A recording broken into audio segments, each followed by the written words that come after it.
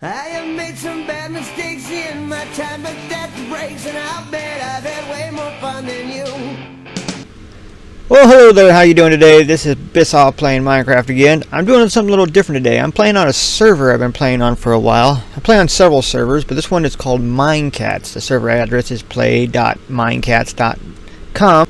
I play on the survival server. So this is me in front of my humble little home.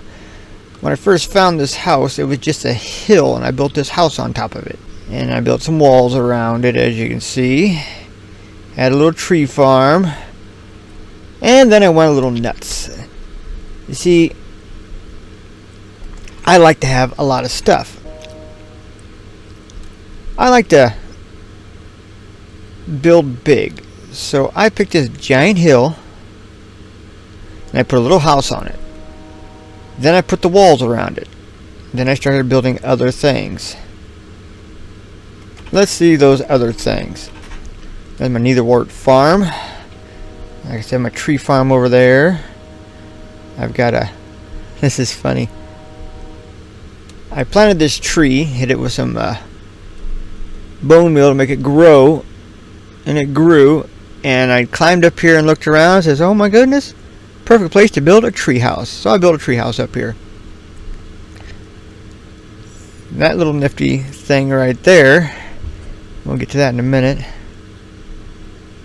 But how the server works is for you to have an area to build in, they use the golden shovel land claim thing. I don't like that at all. I never have, but I used it on this one. But I didn't have enough claim blocks to claim my entire area, and some jackass built underneath there, which is inside my walls. I decided not to have him thrown off the property, and I just rebuilt my walls, and I know where the edge of my property is now. But now that I understand that the longer you play the game, the more claim blocks you get, I'm able to claim more and more land.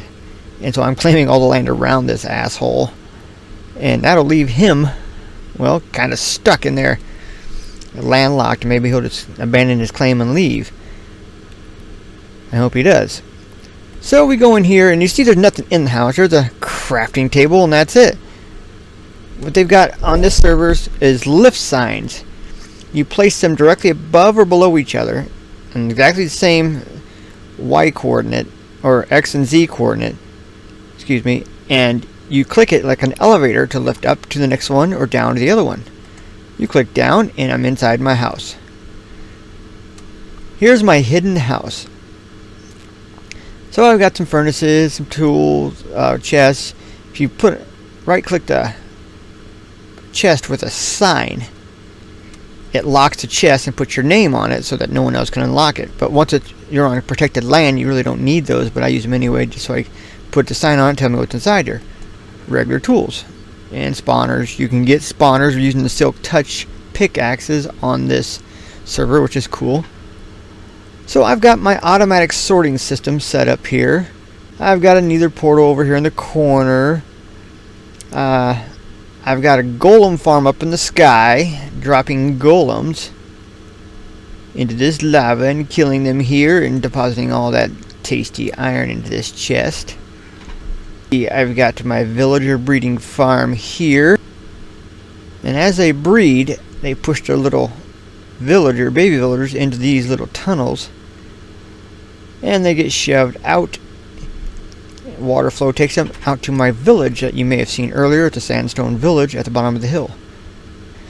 I've got a temporary enchanting area set up here. I haven't really done a lot of enchanting yet. I only enchant when I need to. But here's my coup de grace I love. This is my experience enchanting. Excuse me, that's a brewing area. Sorry, brewing. This is my enchanting area. What I've done, just finished last night, I've got 3 skeleton spawners down there and 3 zombie spawners down there. They're separated from one another. Water flows bring them. They go up towers in a water flow, and then they fall down these 2 towers. Might have seen this outside. It had a glass front on it. What it is they'll fall 22 blocks. That's enough to not kill them. And all I have to do is tap them, boom, they're dead. I get the experience and their drops. Same over here. I've got it set up with zombies. We're down and the zombies start spawning. Stand here for a minute and we should get a few skeleton zombies. Matter of fact, I'm just going to go ahead and turn it right back off again. Otherwise we'll get a whole buttload of them. Oh, there comes the first one. There's another one. Just go like that. Boom. We get bones. We get arrows. We get bows. We get armor.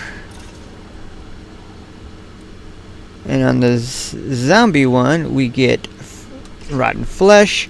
We get armor. We get iron. We get potatoes, carrots, chicken meat, and feathers. Because sometimes a baby zombie will spawn riding a chicken. The chicken dies. Everything goes down. These zombies pick up everything, bring it along for the ride. You get shovels, sometimes swords, also iron. And I just put it in all these chests. Down below here is my regular farm. That's potatoes and carrots. I go down one more floor. Sugar cane, pumpkins, melons. Down one more floor. I have my egg breeding farm. We'll get to that later. And then this is where I breed my cows and my pigs. I had some sheep over here, but they disappeared for some reason. I'd get more, but I don't feel like it. There's my cocoa wall. And the wheat I use for my breeding. We go down one more, and that's my mine. I've got mines going off in two different directions here. This way, that way, and that way. Just back and forth. I use 3 iron pickaxes, and I mine them till they're gone. Then I use one more iron pickaxe to come back and take up all the ore. Go into the nether portal. Pop out the other end of the world. In the nether, I lift down, and here I have. Haha! Look at that. Isn't that neat? And it spawns. Neat. Oh, wither skeletons, and I just got me a wither skull, which I can take to my store. So we'll go back home. Let's go ahead and put that in the chest where it's nice and safe. Okay, so we're gonna go back up the top side, and now we're gonna run down to village number 1. So I built myself my very own villager farm. If you put carpet on the fences, you can hop over them. I don't know why that lets you do that, but it does. My villagers come out of the well. If you look, there's a tunnel all around each side of my wall, and the villagers use a water slide and come down and pop up out of there. Pretty neat. But they're free to come over here to my villager trading area. And look at that, one of each type of villager.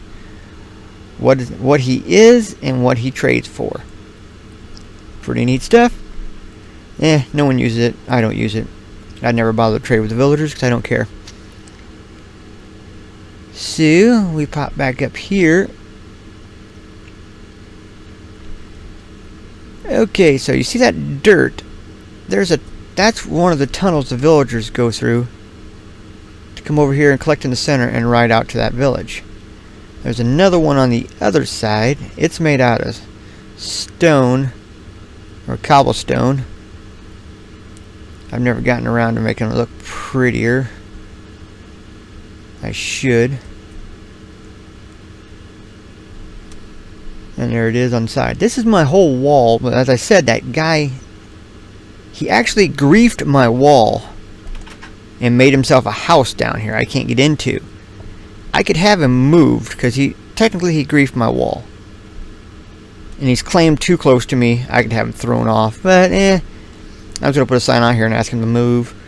And I'll give him 20 diamonds to get the hell out of there or whatever. Okay, so over here was a village. And I don't understand these people on these servers. You got free food, villagers to take care of the food, all this good stuff. You can trade with villagers if you feel like it down the road. I mean, tons of stuff. And what do? They grief the shit out of these villages and destroy them. So I rebuilt this village. I rebuilt the village completely. and then claimed it with my golden shovel claim blocks so that no one can grief it again. So this is my second village. So I rebuilt it. It's pretty normal. But that's what I've done. I've made a village. I claimed a second village. So that's my house on Minecraft server. I think it's kind of neat. So I wish you a good day, and later, Minecraft freaks.